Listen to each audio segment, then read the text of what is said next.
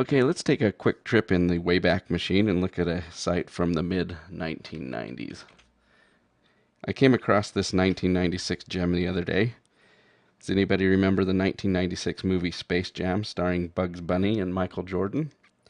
This was the website marketing that movie. So let's take a quick look around. Let's go look at Planet B-Ball. First of all, kudos for the 1990s style background for the site, not to mention the hard to read red text on a busy background and the awesome spinning games GIF. So let's go in and take a look at the player bios page. This has an even more awesome background. I mean, who doesn't want a bright neon green background to their website? But what's even more awesome is the fact that this site uses frames. Here's the main frame. Here's another frame here, and another frame here just for the logo. In case you forgot what those look like, we have a frame set, and inside the frame set we have frames. So this is a fairly indicative site of the mid 1990s.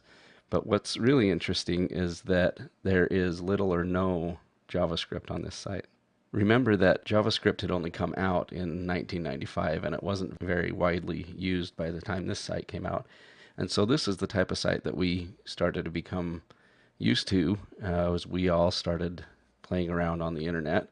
And it really was just a site with links that take you to different pages and occasionally a little bit of JavaScript.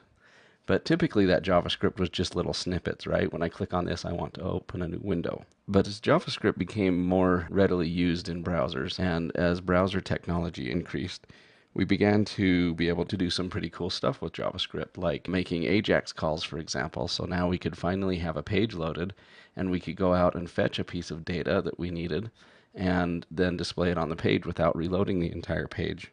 But until then, we were kind of stuck with this style of website, and it's just what we became used to on the web.